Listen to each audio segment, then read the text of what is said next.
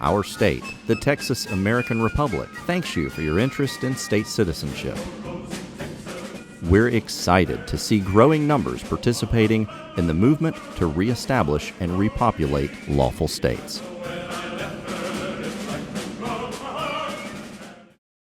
It is important that you first educate yourself as to why and how our original state of Texas was reestablished, and it's vital that you understand both who we are and who we are not.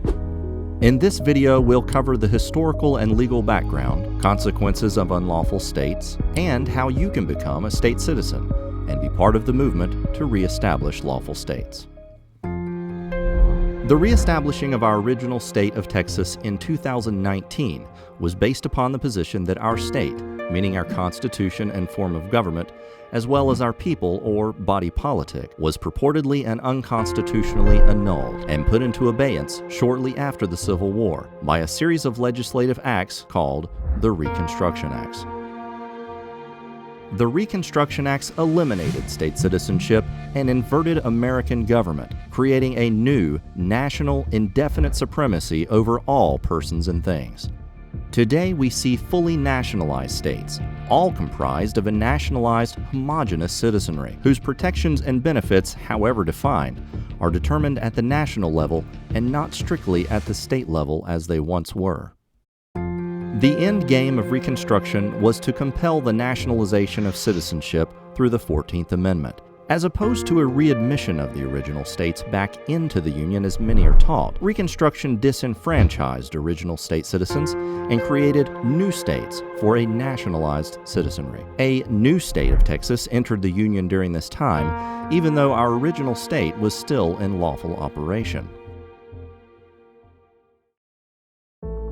Today, we are overwhelmed by branch consequences that stem from this root of nationalized citizenship and federally created states. Firstly is the case of state sovereignty. States prior to the 1860s decided for their own political bodies where they stood on divisive and moral issues, and most at this time did stand on a religious foundation. Today, nationalized citizenship eliminates the liberty of states to choose their own destiny. For example, Roe v. Wade universally legalized abortion across the United States in 1973 based on the Due Process Clause of the 14th Amendment. Stone v. Graham held that the display of the Ten Commandments was unconstitutional thanks to the 14th Amendment. And Abington School District v. Shemp held that school prayer was unconstitutional based upon the 14th Amendment. Another branch is the massive growth in the scale of the federal government. The CIA, FBI, IRS, the Department of Education, the Federal Reserve, Homeland Security, Patriot Act I, Patriot Act II, the Military Commissions Act, the NDAA, the EPA, and the NSA are just a few examples of the increase in the scope of the federal government since the 1860s. With the Civil War and Reconstruction combined, we find at least 15 distinct violations of the Constitution, which resulted in the purported annulment of 10 states of the American Union, including Texas, as well as the nationalization of every state, North and South.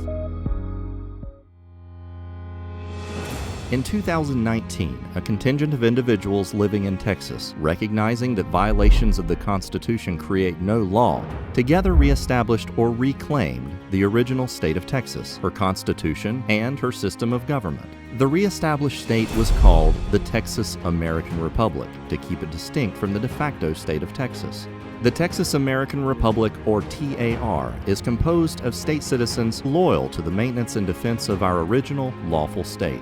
Our state convenes on a regular basis, has a body politic, a government body, and a treasury.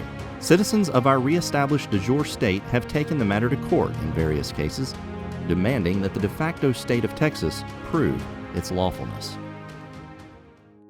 We highly encourage you to continue your study of the historical, political, and legal background of our reestablished state.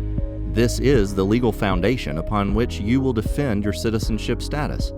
To test your knowledge, we require all interested individuals to fill out and submit the in-depth questionnaire on our website as a prerequisite for obtaining a citizenship packet. By studying the reference materials and resources here on TexasAmericanRepublic.com as well as AmericasRemedy.com, future citizens of our de jure state will be well educated on matters regarding the foundation of our state's reestablishment and will better understand who we are and who we are not. Becoming a citizen of the Texas American Republic is not a complicated process. However, it's not something to be taken lightly or hurriedly. You should understand that it does require some time, as well as patience. Once you have a thorough understanding of how and why the Texas American Republic was reestablished, you will need to complete a citizenship questionnaire. You'll find a link to the questionnaire under Step 1 listed on our website in the citizenship area. Once you have completed a citizenship questionnaire, a TAR citizenship coordinator will contact you to schedule a phone conference to discuss the responses that you provided.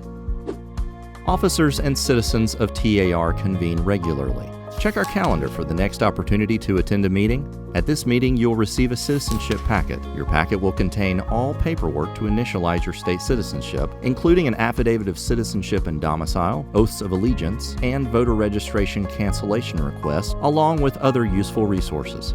Please also be prepared to provide proof of identity.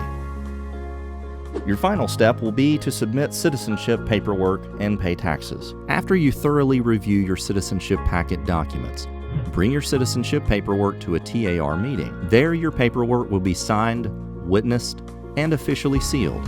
Your taxes and processing fees will also be due at the time your affidavit is submitted. Please check our website for details.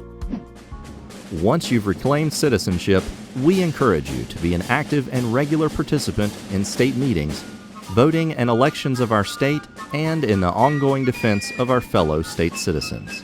Welcome to the Texas American Republic.